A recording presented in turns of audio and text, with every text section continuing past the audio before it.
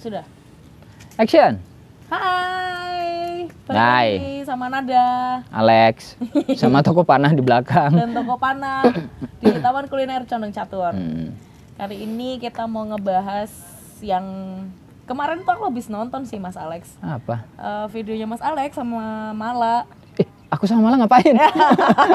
Kamu nonton video? Enggak. Tentang guru acting yang membunuh kreativitas si anak.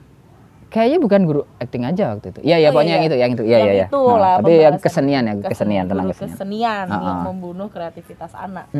Nah, tapi pernah nggak sih Mas? Ini aku bertanya nih, anaknya sendiri yang kepengen dibunuh. Kreativitasnya. Jangan dipenggal dengan cara yang sangat seksama gitu.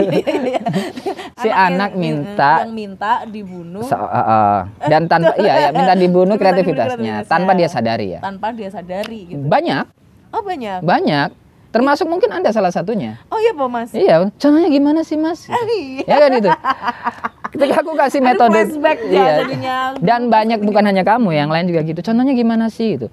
Contohnya gimana sih? Itu latah banget ya. Karena ya memang sudah menahun ya, bertumpuk-tumpuk dari kita sejak TK mungkin ya dicontohin kreativitas.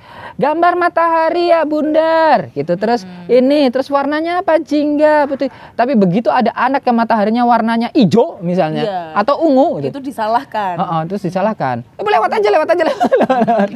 Kita tos dulu dong. Ini Skadiva kemarin. Nah, itu pas di situ tuh di Skadiva tuh. Iya pas di Skadiva kan. Nah, itu. Terus kemudian jangankan guru, orang tuanya juga bisa begitu ya. Aku sedang tidak mengajarkan bimbingan mendidik anak ya. Aku bukan orang tua, aku belum tentu menjadi orang tua yang sangat baik, tapi aku berusaha untuk ke arah sana menjadi orang tua yang baik. Aku tidak pernah ke anakku gini, misalnya si Arwen tuh. Dia kalau nonton ini, papa kenapa aku disebut-sebut nanti gitu. Kan gitu, dia umur masih 15 bulan ya. Dia gambar nih, coret-coret sama emaknya tuh dikasih di sini gambarnya itu di kertas itu. Dia mah di kaki, coret-coret di tembok. Aku bilang, wah bagus banget ya. Gambar apa itu? Ata. Apa itu? Ata. Oh kucing. Ya. Padahal gambarnya cuma garis-garis itu. Ya enggak gambar kucing tuh harus gini kan, enggak gitu juga. Gambar tuh harus di buku gambar, ya biarin aja gitu. Selama itu tidak gambar di muka orang gitu kan. Enggak apa-apa. Jatuhnya kurang sopan. Iya kan, tenang itu. Jangan tapi dengan cara yang santun. Terus dia mulai gambar. Terus ada kasus begini. Aku beli ya, sebenarnya ini tidak buku mainan ini hitungannya mainan ya. Belum untuk anak umur itu, tapi aku beli aja karena ada gambar-gambarnya, ada gambar gajah, hewan-hewan gitu. Dan itu buku mewarnai. Itu kan sebenarnya untuk anak 15 bulan kan belum ya, tapi aku beli aja karena dia suka gambar-gambarnya. Terus karena buku mewarnai, aku gambar kan, aku warnai. Gitu kan dia suka. Nah, sama emaknya, papa tuh apa-apaan sih, masa gajah kok warnanya ungu, ada kuning. Saya bilang, ya biarin aja, terserah aja gitu. Nggak masuk penjara juga itu. Dan anaknya suka kan, ya setidaknya mengenalkan megang itu dulu sih. Setelah itu kan kemudian dia bebas ya, mau kemudian jadi seniman lukis yang dia gajah yang warnanya adalah hijau gitu, ungu dengan bentuk segitiga ya terserah. Setidaknya dia sudah bebas untuk memberikan kreativitasnya, tidak dibunuh oleh siapapun. Tapi juga ada tipikal di kelas acting. Contohnya gimana sih Kak acting marah gitu? Kan gitu. Kenapa begitu? Karena selalu berpedoman begini. Ini takut tentang salah. Bukan hanya takut salah. Ingin dipuji. Ingin dipuji. Aku lebih ke arah sana. Ingin terlihat lebih bagus daripada teman-temannya. Sehingga minta contoh, kan gitu. Bukan tentang itu. Kalau di kelasku kita udah bahas itu. Di kelasku kan pedomannya adalah benar atau tidak. Kan gitu, bukan bagus atau jelek. Kalau bagus atau jelek ya di kepalamu sama kepalaku beda. Itu kepalanya pohon bintaro juga beda. Cepet banget ya aku ya maaf ya kalau aku ngomongnya bukan hanya karena durasi, karena memang begini sebenarnya aslinya ya, karena aku penakut kita bahas ini kapan-kapan ya cepet banget ya. Oke. Kata temanku Eminem kalau enggak ya Eminem itu Lord gitu ada. Terus lanjut ya. Karena saking banyaknya di kepala aku jadi bisa nyalur, salurannya cuman ini kan. Nah, terus jadi si anak ketika minta contoh itu, ya itu waktu dimana mereka minta dibunuh kreativitasnya tanpa disadari. Bisa jadi karena itu sudah terjadi di rumahnya dan seterusnya. Contoh makan, sebenarnya tanpa dicontohin anak itu akan melihat, misalnya minum ya, aku minum nih pakai botol begini, terus aku Arwen tuh gitu, sambil senyum, pasti gitu. minum apa? Tanpa aku contohin loh, aku nggak sengaja gitu. Maksudnya percontohan tanpa, nih minum tuh harus begini, nggak gitu juga gitu. Makan kan kalau anak-anak sekarang kan dibebaskan makan berantakan. Coba sekarang belum zamannya yang kita bisa ngelihat data dari YouTube. Video, pasti diomongin sama orang tua, nenek-nenek semua, makannya dia benar nggak boleh. Padahal sekarang mana aku makan berantakan, nasinya kemana, ke sini ada di sini nemplak di sini kan itu. Dicari loh, tadi mana nak itu makanannya, dicari nggak ada bekasnya, ternyata di sakunya kan itu. Maksudnya bebas aja itu, kakinya naik, pakai tangan kiri, tangan kanan, bebas aja itu. Nanti kan ada momen itu. Tapi setidaknya aku tidak membunuh kreativitasnya dia, dan dia juga tidak minta dibunuh kreativitasnya olehku. Sehingga di Lilo itu semoga sampai sekarang sih ya itu masih sehat. Mereka minta aku ikut kelas actingnya dia. Langsung. Nggak gitu juga. Iya. Aku ikut kelas minta, acting Lilo. Minta, Kak contohnya gimana? Aku nggak akan kasih. Kalau kamu sendiri gimana? Kalau kamu sendiri gimana? Tapi nanti jelek. Ini bukan tentang jelek atau bagus. Ini tentang benar atau tidak sesuai konteks pengadeganannya, konteks instruksinya. Udah itu aja sih.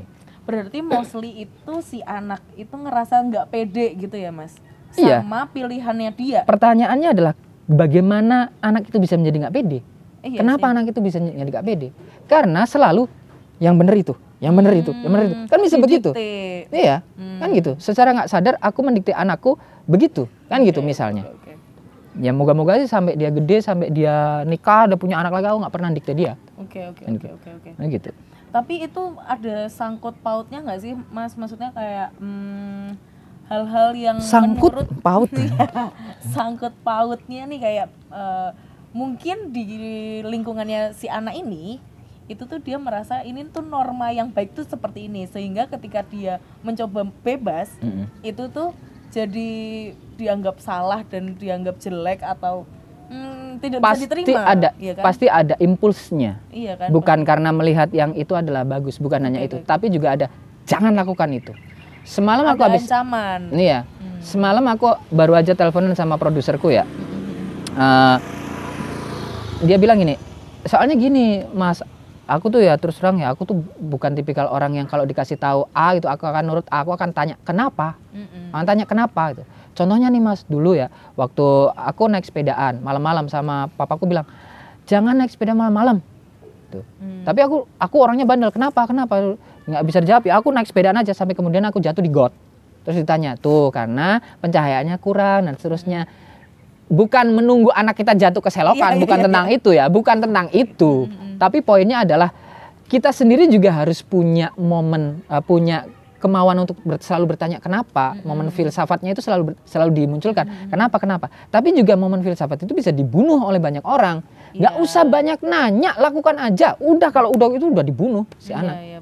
Bukan secara fisik ya, itu lebih mental, lebih cara berpikir.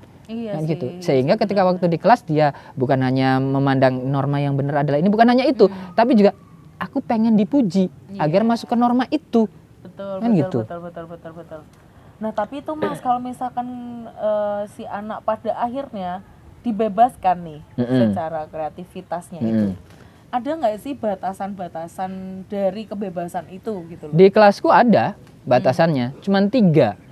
Aku selalu bilang ke siswa, kamu boleh melakukan apapun di kelasku, asal tidak lukai diri sendiri, tidak lukai orang lain, tidak merusak sekitar. Cuman itu adalah indikator seseorang itu waras atau tidak. Aku bikin itu. Setotal apapun kamu pasti mikir, aku mau acting marah gitu, mukul, ada nada, jangan pukul ke sana, pukulnya ke sini, ada cermin, jangan mukul ke situ, jangan mukul ke diriku sendiri, boleh kok mukul diri sendiri asal nggak sakit, pakai teknik. Jadi dia berpikir dan waras, bukan ngawur. Kreativitasnya itu selalu bebas, tapi dia mempertimbangkan itu, tidak melukai diri sendiri, tidak melukai orang lain, dan tidak merusak sekitar. Udah cukup. Aku belum menemukan yang lain sih. Sampai sekarang sih aku baru menemukan formulanya 3 itu. Oke. Wow, seru banget kan ikut kelas actingnya Mas Alex. Ya. Ini siapa yang promosi? Aku yang promosi. Terima kasih. Gitu. Emang sih kalau Mas Alex selalu bilang waktu di kelas itu ada 3 batasan itu. Boleh sebebas mungkin asalkan 3 itu tadi. Ini Panahan. kelas gratis men. Ya, misalnya Panahan ya, Panahan. kan gitu. Mas Dimas yang punya Panahan ini tidak langsung bilang caranya begini. Dia bebasin dulu, silakan pegang, coba panah. Tahu gini, yang penting kan aku nggak arahin panahnya ke kakinya Dimas kan, kan gitu kan. Arahnya ke sana, tahu. Aku tidak melukai diriku sendiri. Cuma Dimas bilang jangan dry fire. Apa itu dry fire? Aku tanya. Melepaskan busur, melepaskan anak panah di busur, melepaskan string tanpa anak panah kan Iya. gitu. Kenapa? Aku tanya. Nanti bisa rusak lemnya. Oh, ada itu. Ada reasonnya. Kan itu. Itu udah setelah itu ya akhirnya menemukan teknik sendiri. Setelah itu kan aku nanya, kok capek ya kalau begini, terus caranya gimana sih? Ada video dan seterusnya. Aku bisa nanya ke orang, terus aku praktekkan sendiri. Gitu-gitu sih. Oke. Gimana teman-teman? Menarik kan pembahasan kita? Mungkin Enggak, kayaknya biasa aja. menarik tahu. Itu jadi diskusi kita ke depannya. Oke, makasih banyak Mas Alex atas jawaban dari pertanyaanku. Sami-sami. Mungkin kita nanti akan ngebahas lagi lebih banyak nih tentang apapun yang mau dibahas sama Mas Alex. Sebelum aku gosong ya, ini Iya. nggak panas. Ini soalnya udah panas banget.